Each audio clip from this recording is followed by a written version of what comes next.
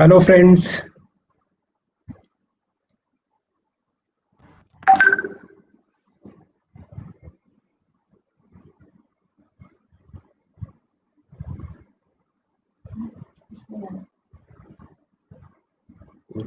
सुनो।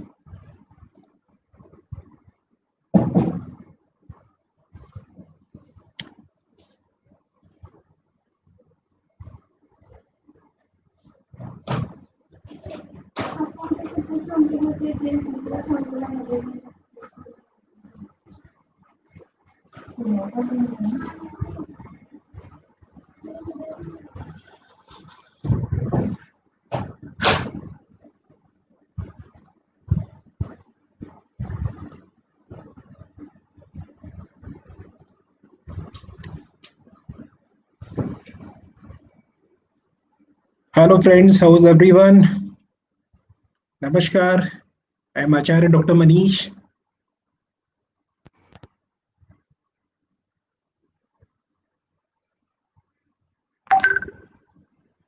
Waiting for some more persons to join. Hello Heather.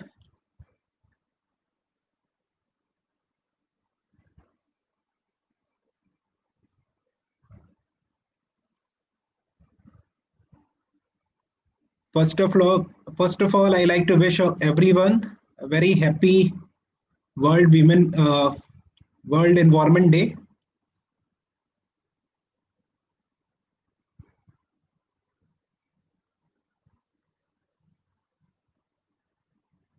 Hello Jay.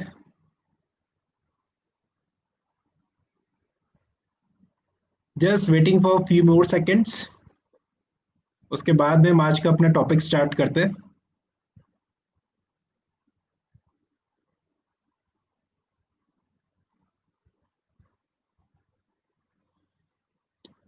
आज का हमारा टॉपिक बहुत डिफरेंट है बिकॉज आज हम कनेक्ट करेंगे प्लांट्स एंड ज्योतिष. प्लांट्स इसलिए क्योंकि आज वर्ल्ड एनवायरनमेंट डे है एंड ज्योतिष क्योंकि वो मेरा फेवरेट टॉपिक है. एंड आई होप कि आप लोग भी इसी कनेक्शन के बारे में और भी जानना चाहते हैं.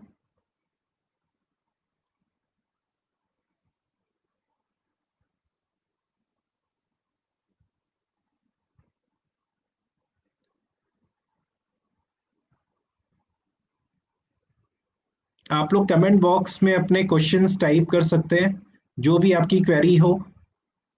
आज हमारे साथ में हमारे एक स्पेशल गेस्ट भी है.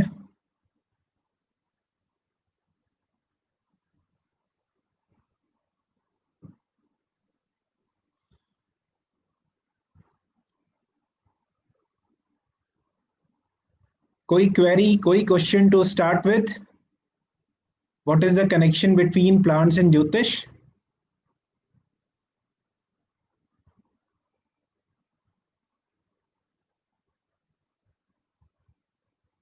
So let's start the topic. Once again, good evening, namaskar. I am Acharya Dr. Manish.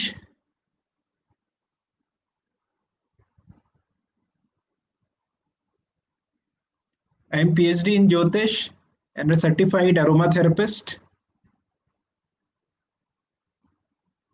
और आज जो हमारे गेस्ट ऑफ ऑनर हैं, he is Dr. Naren Mohan Saxena, my respected father. He is MSc in Botany, MPhil, and PhD. And he was head of department Botany, DAV College, Kanpur. He was principal, Shri Shakti Degree College, Ghatampur, Kanpur. And he has been a research guide for many topics, including phycology, algae, medicinal plants, etc. And जो मेरा नया initiative है अर्क आयुर्वेदा, उसमें aromatic medicine के लिए he is the mentor. To start with our topic,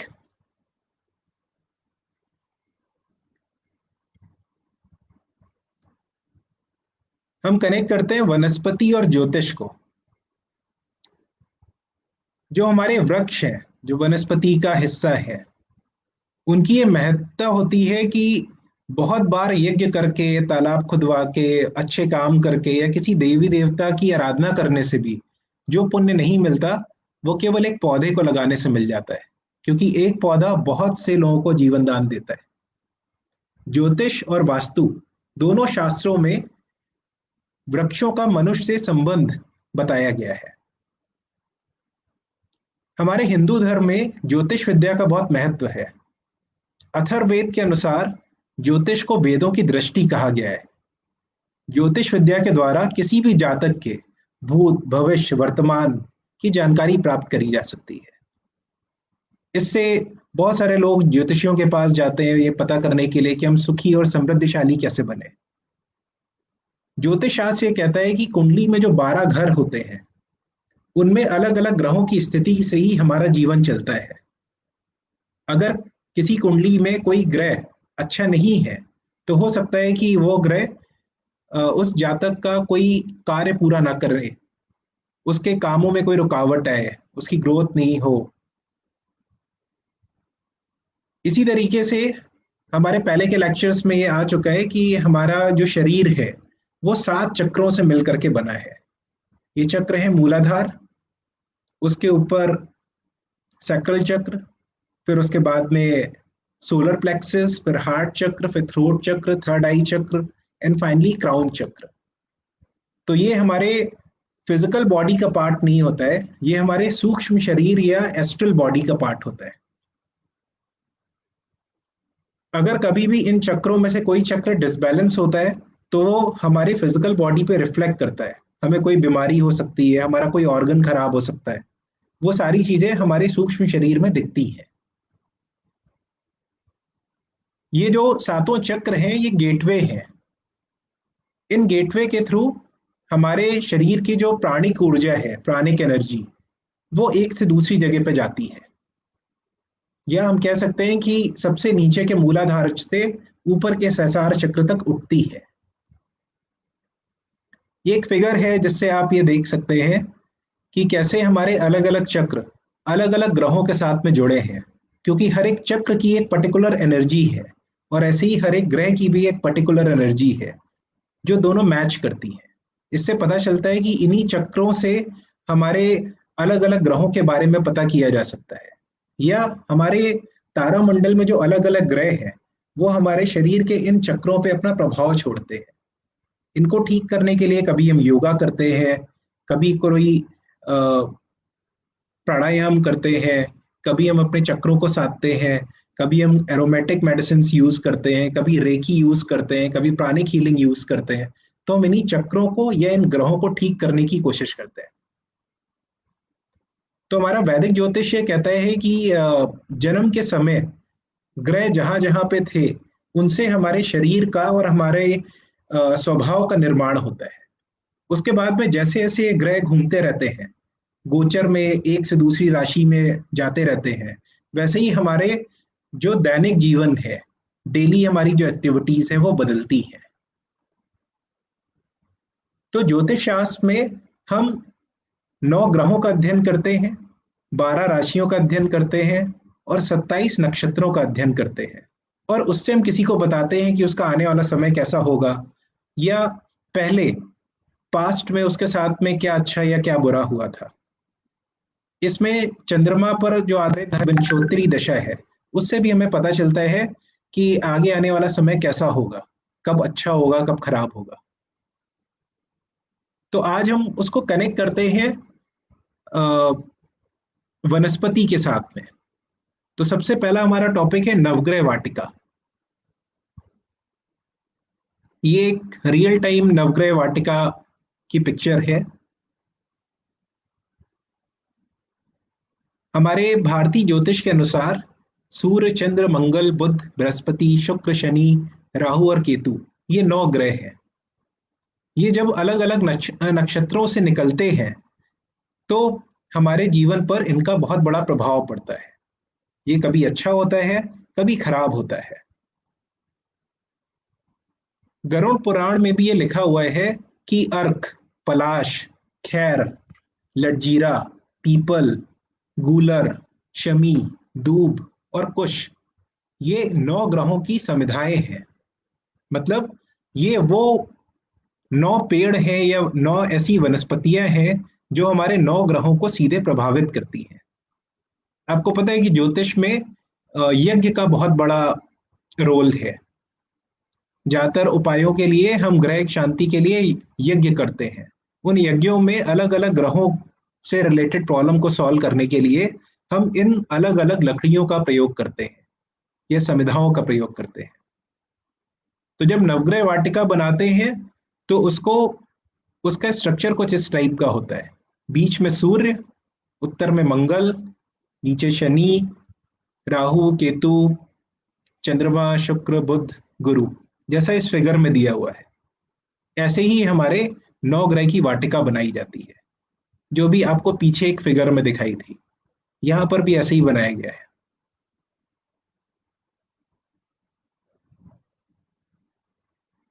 तो ये इनके नाम है जो इस टेबल में दिए हुए हैं। जैसे सूर्य के लिए अर्क या आक के पेड़ को लगाया जाता है। चंद्रमा के लिए पलाश या ढाक के पेड़ को लगाते हैं। मंगल के लिए खैर के पेड़ को। बुध के लिए लटजीरा। बृहस्पति के लिए पीपल। शुक्र के लिए गूलर। शनि के लिए शमी। राहु के लिए दूब घास और केतु के लिए कुश। तो ये 9 ऐसे वनस्पतियां हैं जिनसे हम 9 ग्रहों का उपाय कर सकते हैं, उनको ठीक कर सकते हैं। चाहे आप उसे हवन से करें या आप इन पेड़ों की जड़ अपने हाथ में या अपने बाजू पे बांध लें, या फिर हमारी कुछ मेडिसिन हैं अर्क आयुर्वेदा की, जिसमें हमने इन्हीं सारे वनस्पतियों का प्रयोग किया है। जैसे सूर्य के लिए जितने भी वेदों में दिए हुए वनस्पतियों के नाम है, उन सभी का एसेंशियल ऑयल निकाल करके हमने सूर्य का एक ऑयल बनाया है। ऐसे ही चंद्रमा के लिए चंद्रमा से रिलेटेड सारे पेड़ों को यूज किया है। अगला हमारा टॉपिक है राशि वाटिका। ये एक फिगर है जहां पर अलग अलग राशियों के लिए पेड़ लगाए गए हैं। सामने आप देख सकते हैं तुला, कन्या, सिंह, ये दिख रहा है। ऐसे ही 12 राशियों के यहाँ पर पेड़ लगे हुए हैं। साथ में आपको ये भी बताऊं कि मेरे फादर डॉक्टर नरेंद्र मोहन सक्सेना जी इस समय इस ब्रॉडकास्ट के साथ में जुड़े हुए हैं। और अगर आपको कोई भी क्वेश्चन पूछना है किसी भी पेड़ के बारे में, हम उसे किस मौसम में लगाएं, कैसे लगाएं, टहनी से लगेगा, बीज से लगेगा, क्या टेक्निक हो सकती है, तो he will be the best person to guide you. हम ऐसे 9 पेड़ों को अपने घर में भी रख सकते हैं।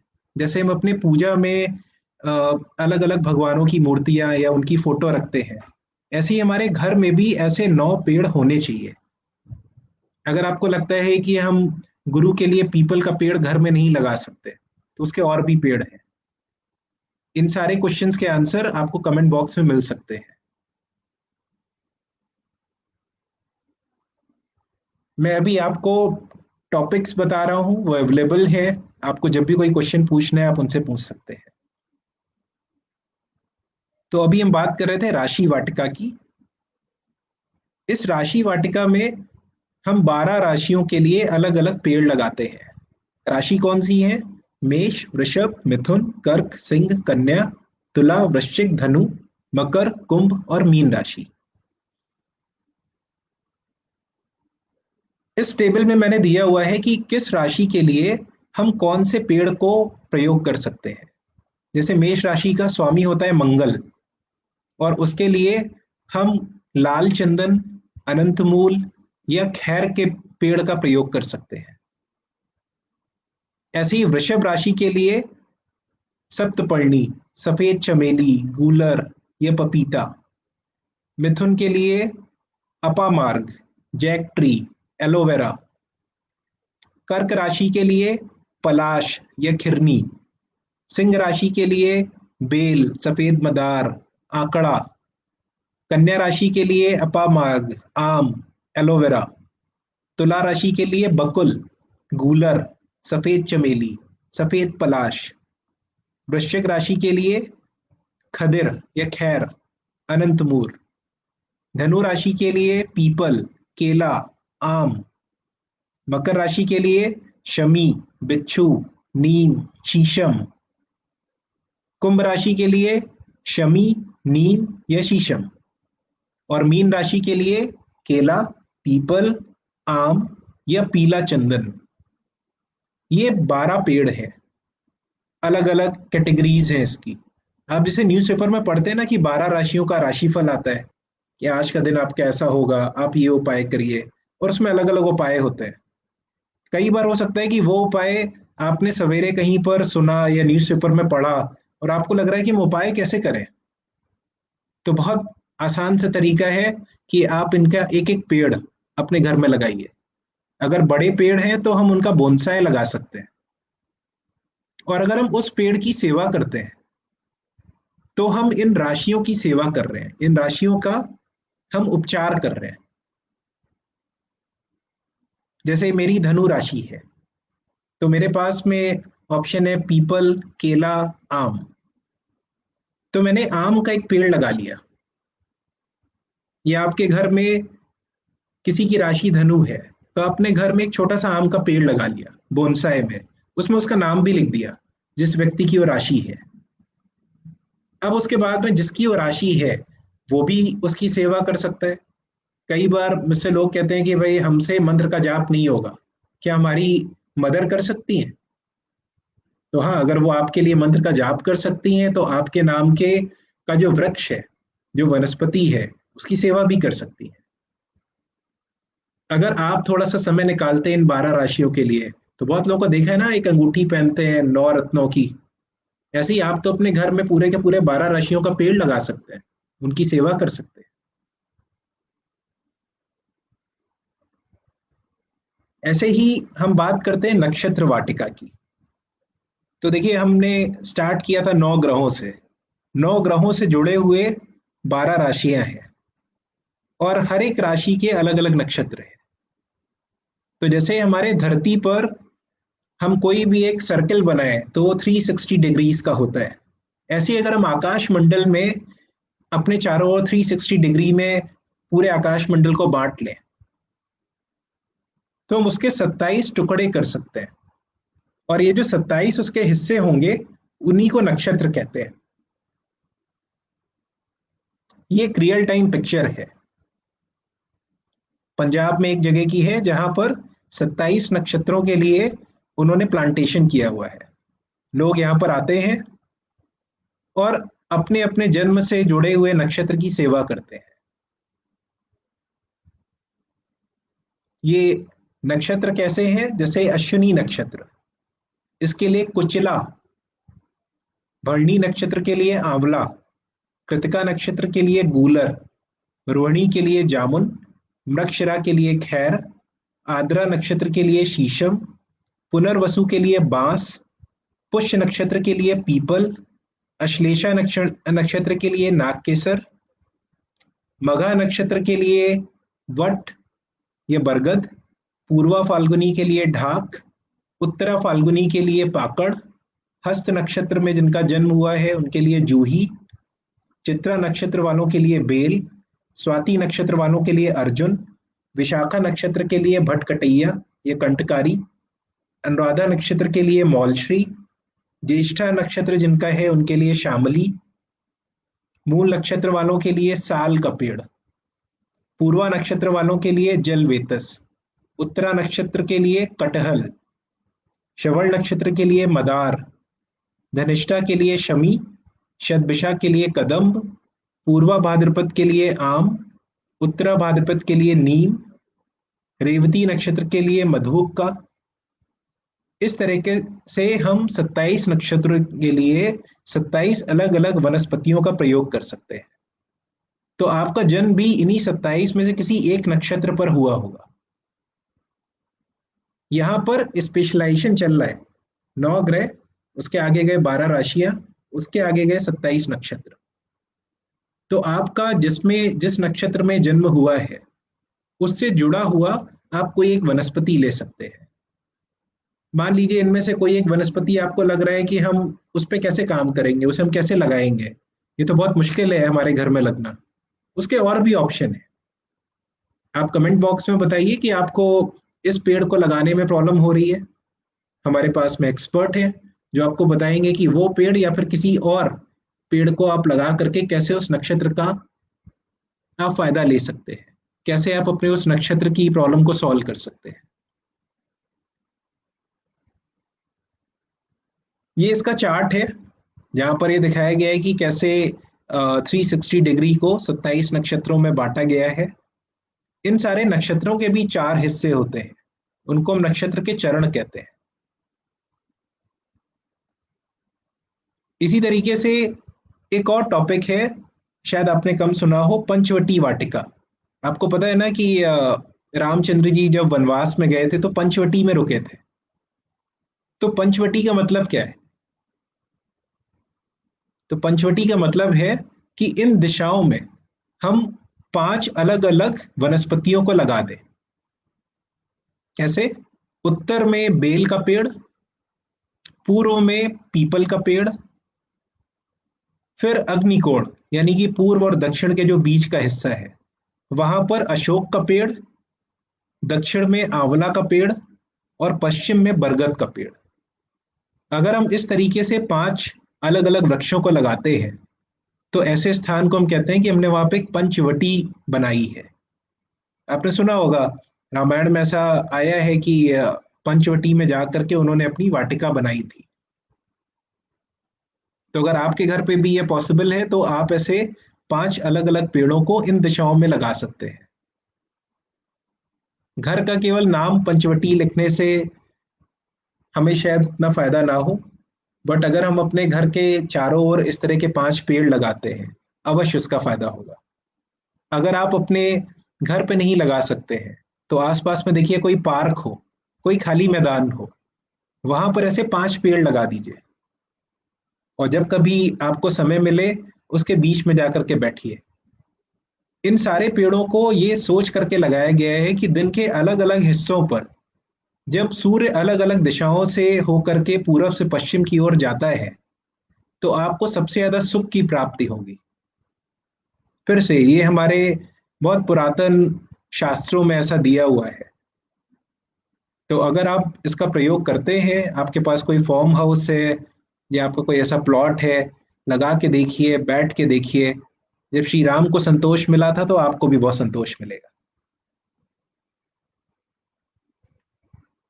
इन द लास्ट मैं ये भी आपको बताना चाहता हूँ कि अभी मैंने थोड़ी देर पहले डिस्कस किया था कि 9 ग्रह और 12 राशि, इससे जुड़े हुए जो पौधे हैं हम उन पौधों से क्या क्या ले सकते हैं।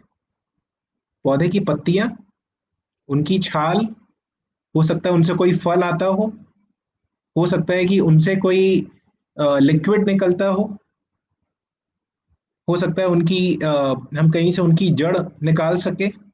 तो ऐसे हम अलग अलग पौधों की चीजों को यूज कर सकते हैं। इन्हीं में जहां पर सबसे ज्यादा रस है उन सारे हिस्सों से इन्हीं पेड़ों के इसेंशियल ऑयल्स निकाले जाते हैं।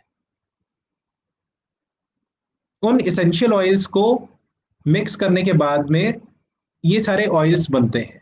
तो ऑयल को बनाने से पहले हम उन्हें नैनो फॉर्मेट में लेके जाते हैं जिससे कि उनका जो अर्क है या उनका जो तत्व है वो नैनोमीटर्स की रेंज में आ जाए।